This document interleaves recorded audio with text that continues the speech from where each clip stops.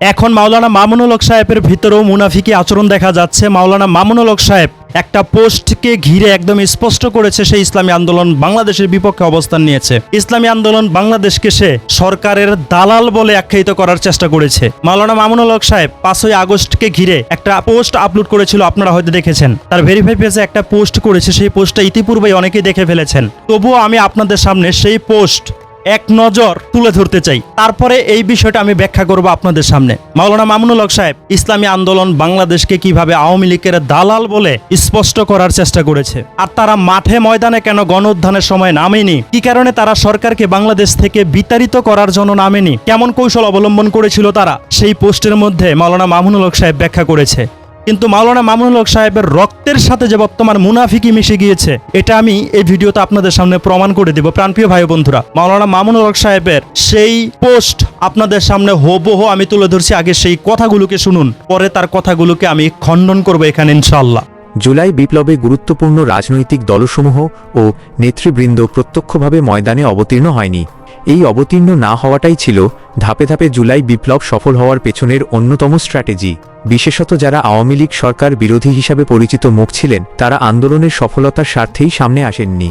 আন্দোলনে নেতৃত্বদানকারী ছাত্রনেতৃবৃন্দ সরকার বিরোধী পরিচিত রাজনৈতিক মুখগুলোকে রাজপথে না আসার অনুরোধ করেছিলেন, যেন আওয়ামী সরকার আন্দোলনকে ভিন্ন খাতে প্রবাহিত করতে না পারে। তবে ব্যতিক্রমী ছিল কিছু দল, তারা এই স্ট্র্যাটেজির অনুসরণ করেনি, বরং তাদের শীর্ষ নেতৃবৃন্দ সরাসরি মাঠে নেমেছিলেন। সেটাকে আমরা তখনই কৌশলগত ভুল মনে করতাম। আমরা পরিচিতজন নিজেরা মাঠে না নেমে আমাদের মাঠ পর্যায়ের নেতাকর্মী ও ছাত্র জনতাকে বিপুলভাবে মাঠে নামিয়েছিলাম, যা ছিল বৈষম্য বিরোধী ছাত্র নেতৃবৃন্দের দিক নির্দেশনা। অবশ্য তাদের এই অনুসরণ না করাতে আন্দোলনের তেমন একটা ক্ষতিও হয়নি, কারণ তারা কখনোই আওয়ামী লীগ বিরোধী হিসেবে পরিচিত ছিলেন না। ফলে তারা মাঠে নামলেও হাসিনা সরকার এটাকে তার বিরুদ্ধে রাজনৈতিক আন্দোলন হিসেবে আখ্যায়িত করেনি, কেননা এই দলগুলোর দ্বারা দীর্ঘ সময় ধরে আওয়ামী লীগের রাজনৈতিক কৌশল বাস্তবায়নে সহযোগিতা হয়ে আসছিল। আমার প্রাণপ্রিয় ভাই ও বন্ধুরা, আপনারা হয়তো মাওলানা মামুনুল হক সাহেবের সেই পোস্টটা দেখেছেন, কথাগুলোকে শুনেছেন। সে কিন্তু এখানে খুব গুছিয়ে সুন্দর করে কৌশল করে কথা বলেছে। কিন্তু এই মামুনুল হক সাহেব সেই গণ উত্থানের পরে লাইভে এসে একটা ভিডিওর মধ্যে বলেছে ইসলামী আন্দোলন বাংলাদেশকে সে ধন্যবাদ জানিয়েছে। ইসলামী আন্দোলন বাংলাদেশের নেতৃবৃন্দ এক্ষেত্রে অগ্রণী ভূমিকা পালন করেছেন। আমরা তাদেরও জাতির পক্ষ থেকে শুকরিয়া আদায় করছি। অনেক ত্যাগ এবং কুরবানির পর সর্বশেষ আজ 5ই আগস্ট জাতির সেই বহু কাঙ্ক্ষিত বিজয়ের দিনটি এলো। অনেক ভূমিকা ছিল, এটা সে স্বীকার করেছে। অথচ এই পোস্টের মধ্যে যদিও ইসলামী আন্দোলন বাংলাদেশের নাম সে বলেনি, কিন্তু ইঙ্গিত করে সে ইসলামী আন্দোলন বাংলাদেশের কথাই বলেছে। এমনকি সে শেষে বলেছে বিভিন্ন দিক থেকে নাকি ইসলামী আন্দোলন বাংলাদেশ আওয়ামী লীগের সহযোগিতা করেছে। প্রাণপ্রিয় ভাই বন্ধুরা, আসুন তার কথার 1 নম্বর পয়েন্ট এখানে তুলে ধরা যাক। তারা মাঠে ময়দানে দলীয়ভাবে কেন নামেননি? সেখানে বলেছে কি, শেখ হাসিনা এই আন্দোলনটাকে একটা রাজনৈতিক ইস্যু বানিয়ে নিতে পারে, ইস্যু বানিয়ে নিয়ে সে বাংলাদেশ থেকে নাও যেতে পারে। সেই কারণে রাজনৈতিক ব্যক্তিত্বরা নিজেদের সংগঠনকে গোপনে রেখে তারা নেতৃত্ব দিয়ে কর্মীদেরকে মাঠে নামিয়ে দিয়েছে, যেন শেখ হাসিনা বলতে না পারে কোনো রাজনৈতিক কৌশল করা হচ্ছে তাকে গদির থেকে নামানোর জন্য।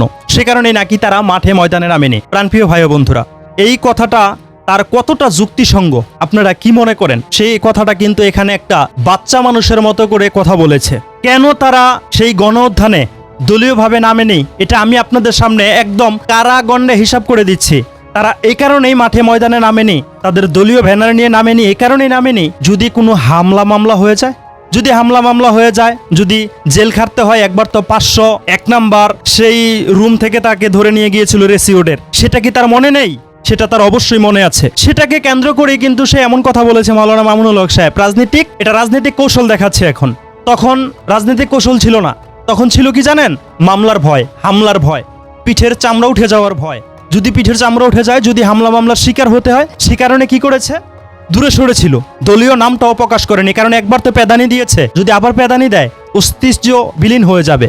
অস্তিত্ব যেন বিলীন না হয়, সে কারণে তারা দলীয়ভাবে মাঠে ময়দানে কিন্তু নামেনি। তারা সেই সাহস পায়নি। অতীতে অনেকবার তারা চেষ্টা করেছিল, কোনো চেষ্টাই তাদের কাজে আসেনি। চেষ্টা কাজে না আসার কারণে, ব্যর্থ হওয়ার কারণে এবারও তারা নিশ্চিত ছিল না এবার তারা সফল হতে পারবে কি পারবে না। এটার ভয়ে কিন্তু তারা দলীয়ভাবে রাজপথে নামেননি। এমনকি তাদের কথাও কিন্তু তারা স্পষ্ট করেছিল যে আমরা দলীয়ভাবে এখানে কোনো কিছু করিনি। যদি আবার আওয়ামী লীগ ফিরে আসে, যদি আবার টার্গেট করে তাদেরকে ছাল চামড়া উঠিয়ে দেয়, সে কারণে কিন্তু নিজেদের অবস্থান তারা পরিষ্কার করেছিল।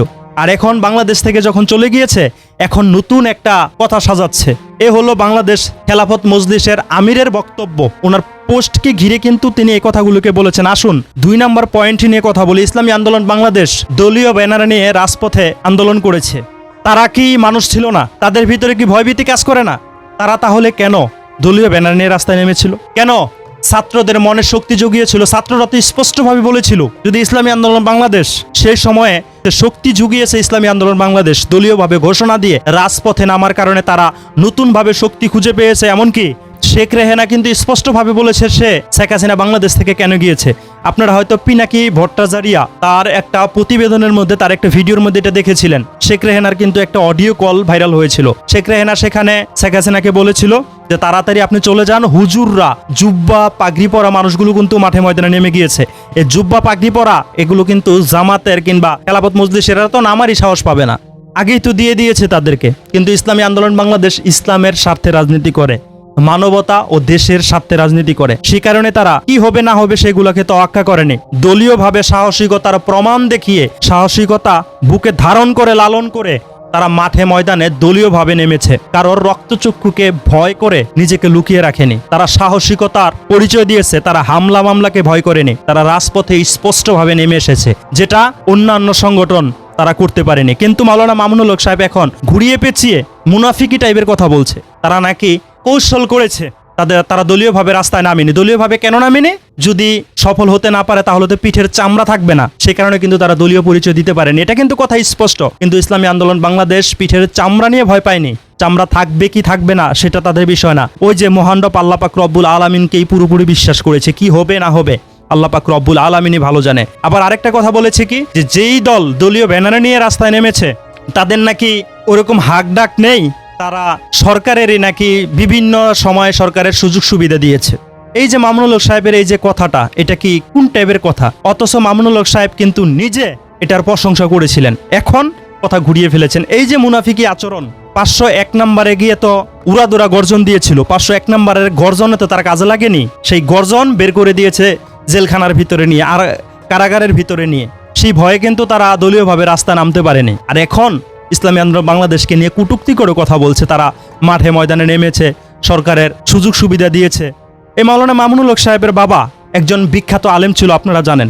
ওনার বাবা কোন রাস্তায় হেঁটেছিল আমরা কি জানি না? অথচ ওনারাই সবসময় বলে ইসলামে নারী নেতৃত্ব হারাম। অথচ নারীর আঁচলের ভিতরে গিয়ে তারাই কিন্তু ঢুকে বারবার। তারাই বলে গণতন্ত্র হারাম। গণতান্ত্রিক দলের ভিতরে গিয়ে ঢুকে, যারা 100% ইসলামকে লালন পালন করে, যারা 100% আল্লাহকে বিশ্বাস করে, যারা ইসলামী মূল্যবোধ বিশ্বাস করে, তাদের সাথে থাকে না। তারা অতীত থেকে কিন্তু এরকম এত কৌশল দেখিয়ে ইসলামী আন্দোলন বাংলাদেশকে ছোট করে দেখার কোনো সুযোগ নাই। ইসলামী আন্দোলন বাংলাদেশ সাহসিকতার পরিচয় দিয়েছে। হিম্মত দেখিয়ে হামলা মামলার সবকিছুকে তোয়াক্কা না করে রাজপথে দলীয়ভাবে ব্যানার নিয়ে রাজপথে নেমেছে। এটাকে অস্বীকার যে করবে সে গাদ্দার, সে গাদ্দার। যে অস্বীকার করবে সে গাদ্দার। আর যারা ওলামায়ে কেরামের সাথে এরকম গাদ্দারি করবে, আল্লাহ পাক রব্বুল আলামিন আগে পরে তাদেরকে শায়েস্তা করবে ইনশাল্লাহ, ইনশাল্লাহ। মাওলানা মামুনুল হক সাহেবের পথ চলা বর্তমান কোন দিকে যাচ্ছে, তার এই পোস্টকে ঘিরে যে কথাগুলো আলোচনা হচ্ছে বর্তমান, আপনারা কি মনে করছেন? মাওলানা মামুনুল হক সাহেবের এই কথাগুলোকে আপনারা কিভাবে দেখছেন? মাওলানা মামুনুল হক সাহেব কিন্তু এখানে যে কথাগুলোকে বলেছে, এই কথাগুলোর কিন্তু কোনো ভিত্তি নাই। তারা হামলা মামলার ভয়ে কিন্তু মূলত রাজপথে নামেনি দলীয়ভাবে। যদি ব্যর্থ হয়, কারণ এর আগে বহুতবার ব্যর্থ হয়েছে, যদি এবারও ব্যর্থ হয়, সেই ব্যর্থতার ভয় ভিতরে রেখে কিন্তু তারা রাজপথে নামেনি। যদি জানতো যে এবার তারা শেখ হাসিনাকে বাংলাদেশ থেকে তাড়াতে পারবে, শেখ হাসিনা বাংলাদেশ থেকে চলে যাবে সাবেক মন্ত্রী, তাহলে কিন্তু তারা সত্যি দলীয়ভাবেই কিন্তু রাস্তায় নামতো। আর মাওলানা মামুনুল হক সাহেব যে মুনাফিকের পরিচয় দিল, তার 2টা পয়েন্ট আলোচনা করলাম, এতে কিন্তু আপনারা বুঝে গিয়েছেন। সর্বপ্রথম পয়েন্ট, সে কিন্তু গণ উদ্যানের সাথে সাথে একটা ভিডিওতে এসে বলেছিল ইসলামী আন্দোলন বাংলাদেশের নেতৃবৃন্দ এক্ষেত্রে অগ্রণী ভূমিকা পালন করেছেন। আমরা তাদেরও জাতির পক্ষ থেকে শুকরিয়া আদায় করছি। ইসলামী আন্দোলন বাংলাদেশের কৃতিত্ব প্রকাশ করেছিল, ইসলামী আন্দোলন বাংলাদেশকে প্রশংসা করেছিল।